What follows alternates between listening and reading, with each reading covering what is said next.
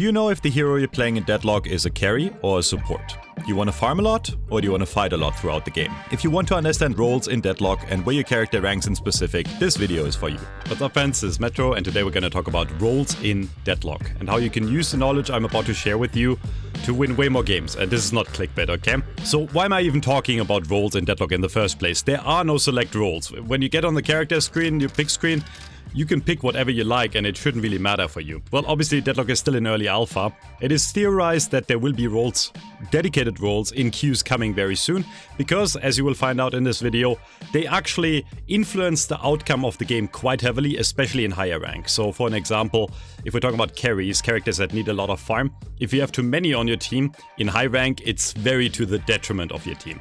But let's get right into it. We're gonna classify all characters in this game released right now into 5 categories, and that is carries, initiator/catch characters, tanks, off carries, and supports. And then we have a bonus category which is called hybrids, and hybrid characters are gonna be the characters that you can kind of play in multiple ways. And those also exist in League or Dota, but they're especially prevalent in Deadlock because Deadlock, as we're going to talk about, the economy is very different. So in Deadlock, in the lane, you earn as much money as your lane partner on average, right? If you get a kill, you get a bit more.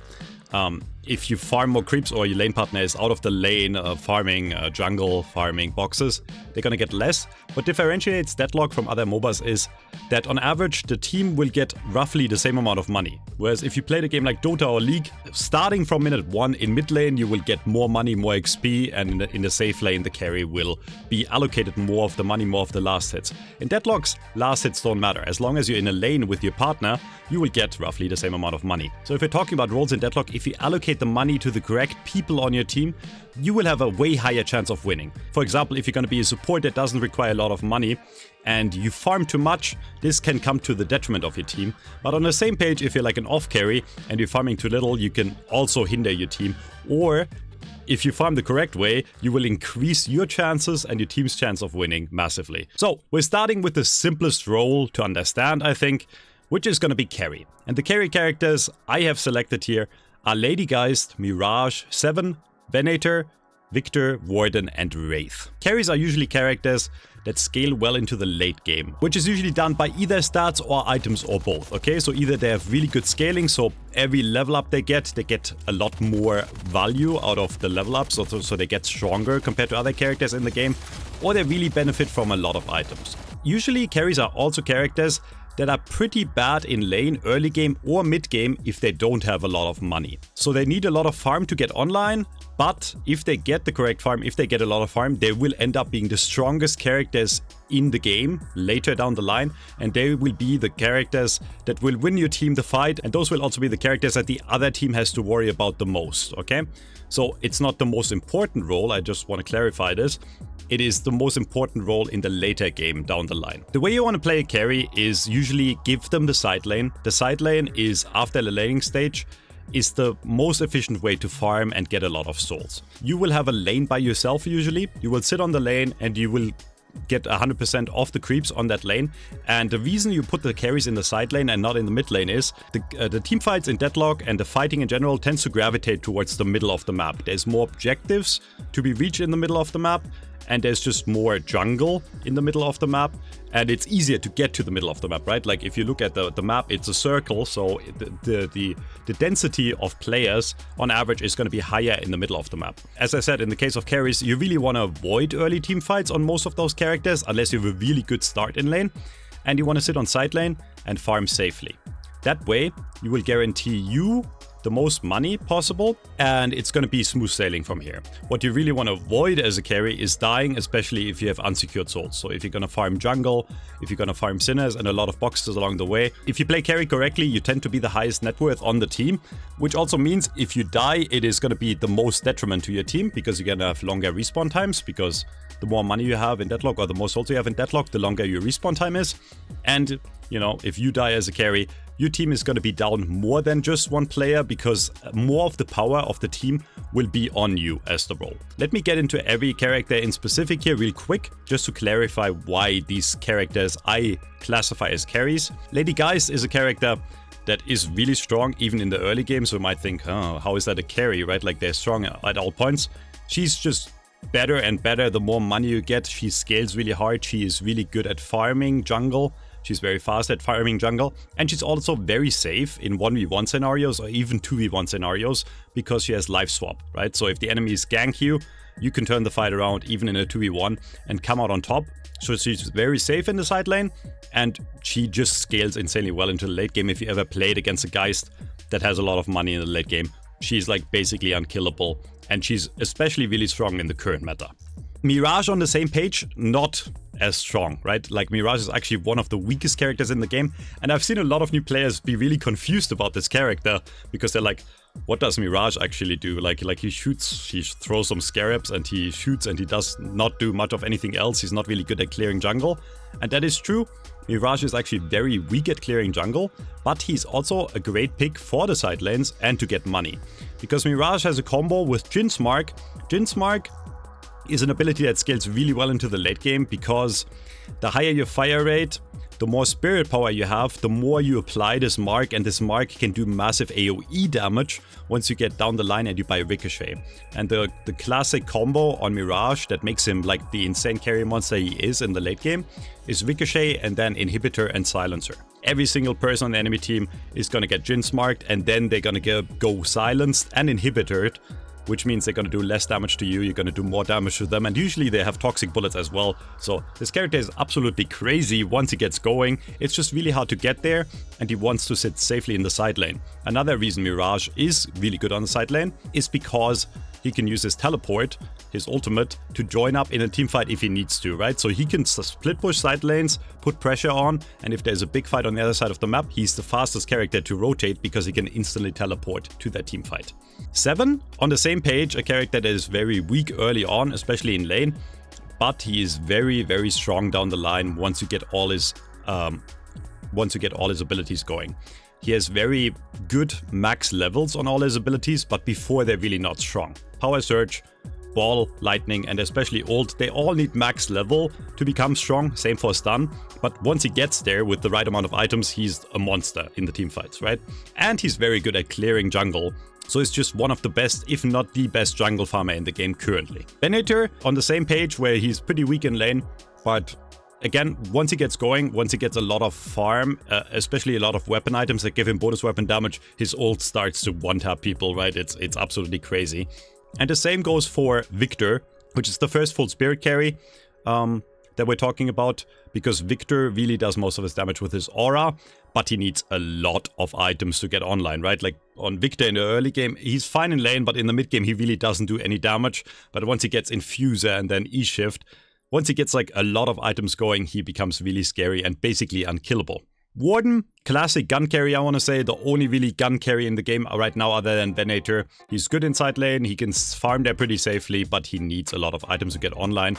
And the same goes for Wraith, even more so than any other character I just mentioned. I think Wraith is still like the strongest late game carry. She's very weak, especially in early team fights, and she basically doesn't want to be there unless she really has to. She needs a lot of money to get online, but at 30k plus, she becomes a monster and like can kill the entire enemy team. That is the carry role. Next up, we're going to talk about initiators / catch characters, and this list is pretty small. There's only 3 characters on this list, which is Haze, Holiday, and Paradox. We could debate about Bebop, but I decided to put Bebop in the tank category later on, but we'll talk about him later, okay? A big misconception with new players. A lot of new players think Haze is a hard carry.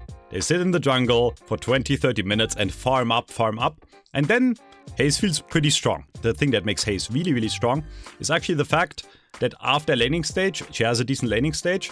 Once you get some money, she is an insanely good pick character. / initiator, catch, really means you can be the person to initiate the fight for your team. And Haze can go invis, scout, and then initiate the fight with a sleep dart. She can find a target to pick off, and if you hit the sleep dart on the enemy and then you follow up with like a silence wave, a slowing hex, or a curse, and an ultimate, you get the first pick for your team, and that's really what makes Haze so scary. And she's the best at doing that, even more so than Holiday and Paradox, and on very high level, this is really how she's being played. Same goes obviously for Holiday and Paradox. They both have ultimates that can initiate the fight very easily. Lasso, right? You can go in, jump in, pull one of the enemy teammates towards your team and start the fight that way. The same goes for Paradox Swap, where you just swap an enemy into your team. What differentiates those characters and the characters we'll talk about later with carries? They don't need as much money, as I just mentioned, to get online. You can farm with them, and you should farm when you have nothing else to do. You can rotate around the map, go for jungle camps, right, if they're on the way, and maybe even sit in the lane for a bit and get some money. But you don't really need a lot of items to be useful, because the inherent strength of the characters is their abilities, right? The sleep dart initiation on Haze and the swaps, the ultimates on Holiday and Paradox. For those, you don't need a lot of money to make them useful. Like, yes, adding stuff like superior stamina to get around faster, adding stuff like rapid recharge for Holiday, right, to get more barrels is going to be helpful. But you should not allocate most of your farm to these characters, because you're going to get most of your money by just finding kills, right? Like, that's the easiest way on those characters to get ahead. But the reason, again, I want to go back to Haze and really mention, like, you don't want to AFK farm on Haze, because in the late game, she does get outclassed by all the carry characters I just mentioned. If a Haze is farmed at like 30, 40k, and a Wraith is, or a Victor, the Wraith or the Victor, if they're equally skilled, will win.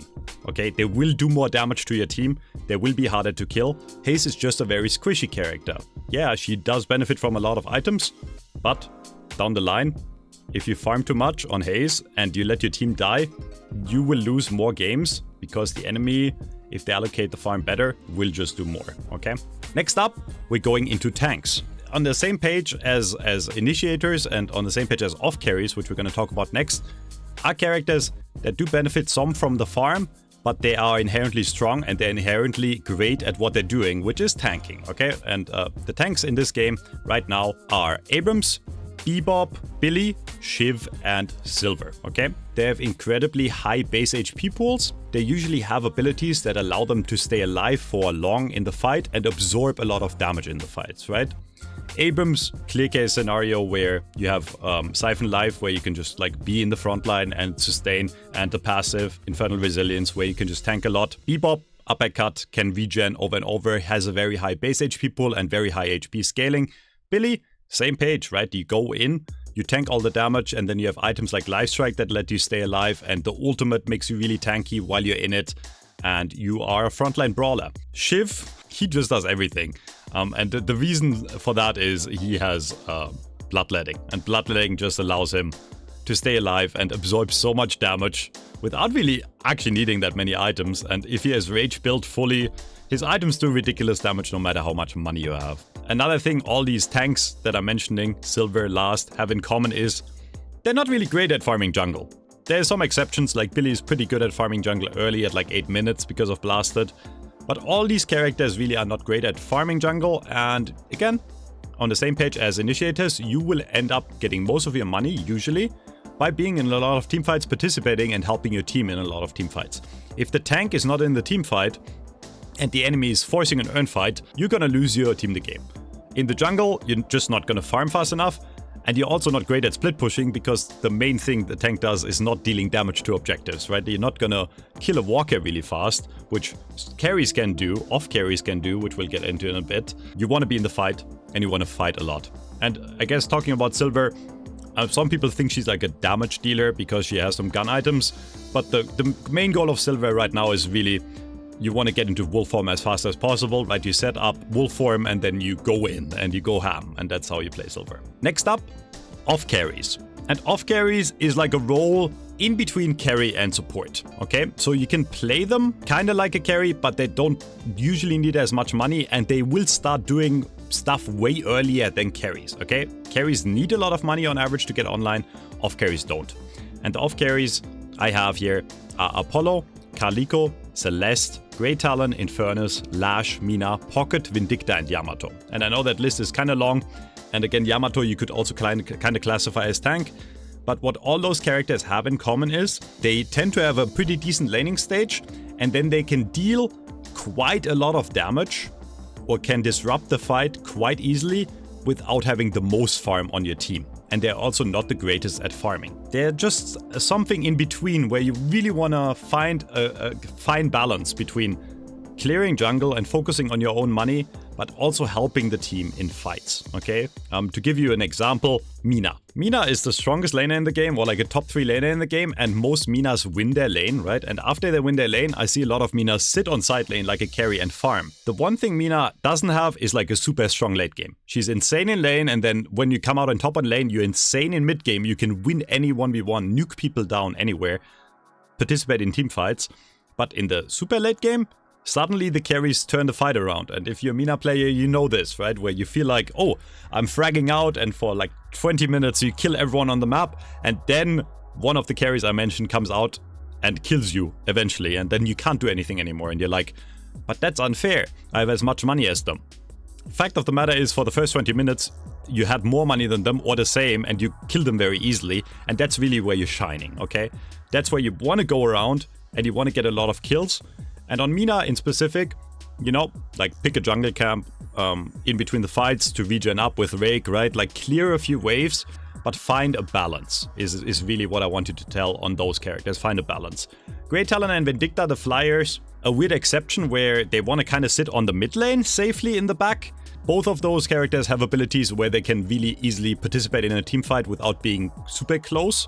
Vindicta is a snipe, where she can do a lot of damage on long range, and Great Talon even crazier with the bird, right? Where you can sit safely in the back of the middle of the map and send a bird anywhere and help your team that way, okay? Every character in this game is different, right? So it's really hard to classify. On something like Calico, you can't really farm much and you want to go for kills, but you're also not like, it's a very hybrid-ish character.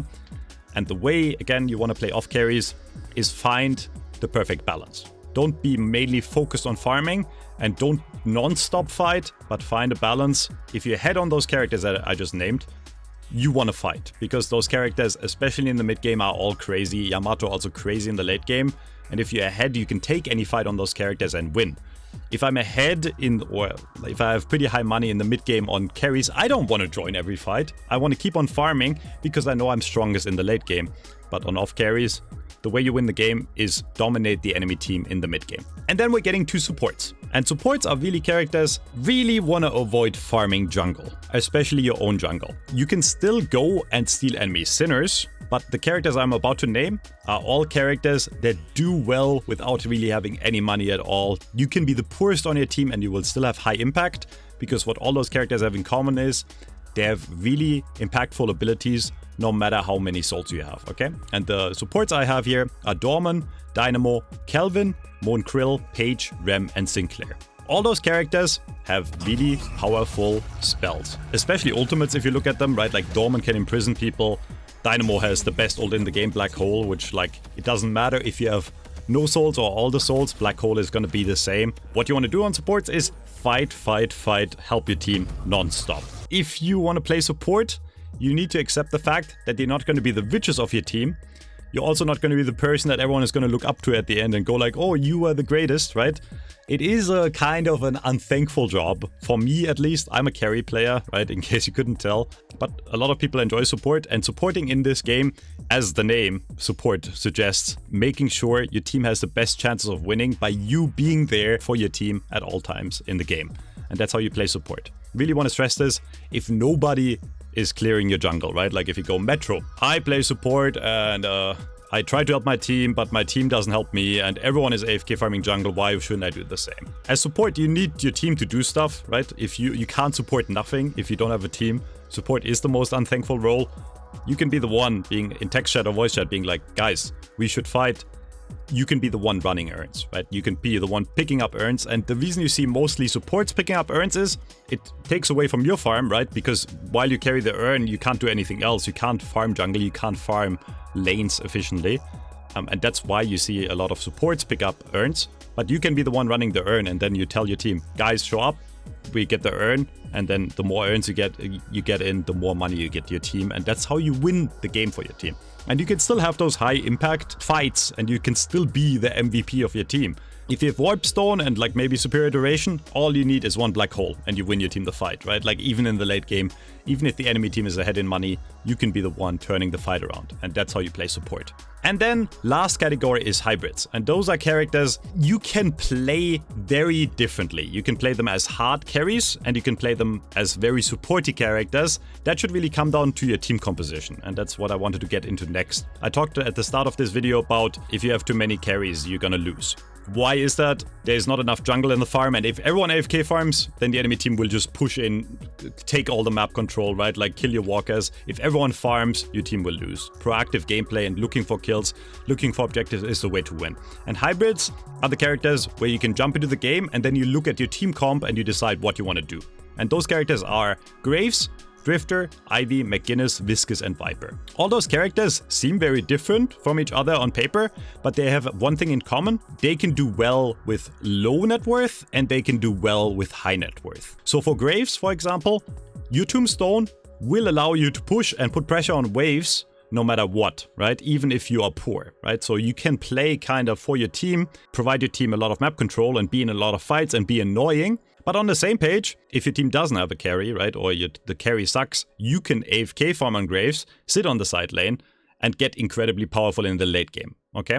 Drifter, next case, is a character that once he gets going, when he gets a lot of money, he scales really well into the late game, but he can't farm. But then again, you can also just roam non-stop, look for kills, and even if it doesn't go as well and you don't have that much money, you can pivot into more of an ult build where you use your ultimate to disable, like provide negative vision for the enemy where they can't see anything on the fight anymore, right? So you don't necessarily need a lot of money on Drifter, but you can play him as a carry. He can be very strong late game. Ivy, same idea. Ivy is actually the most versatile character in the game, I think, in my opinion. Ivy has been played historically over the last year in so many different ways. You can right now play her as a full gun carry and do a lot of gun damage and just sit on the sideline and farm if there's no other person to carry.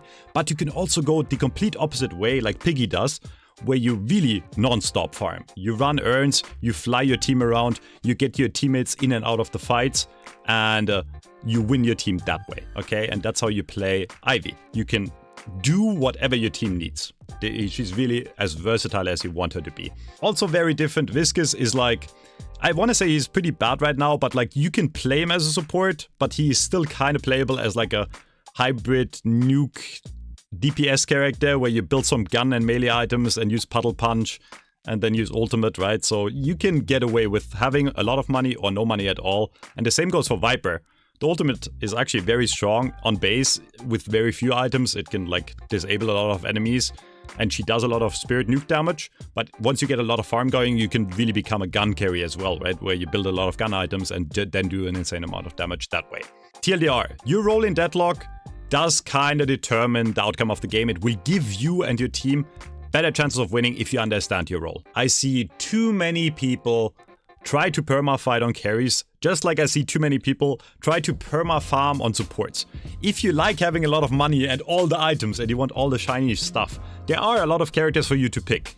Just don't be the guy that picks Mo and Krill and then plays all gun Mo and Krill. If you want to shoot your gun and feel powerful with your gun, there is so many options you can pick that are better, right? So don't be that guy and steal the farm from people that really need it, like a Wraith or a 7 on support. And on the same page, don't be the guy where you're on carry and you're just like, you know, perma-fighting and then you're wondering why your team is losing. So I hope there was somewhat of a helpful video for you guys. Again, it's hard to cover everything. This game is so complex. We'll do a lot more videos in the coming weeks. I have a lot of things planned. Let me know if you have any comments in the chat, any questions. And last but not least, I want to shout out the Gosu Academy, the best coaching service for Deadlock. Link is in the description below. We currently offer a 30-day free trial. We have some of the best players and coaches in the game. So if you want to up your level, check it out for free, 30 days. And we offer multiple weekly coaching sessions for you guys. All right, until next time. See you, friends. Bye-bye.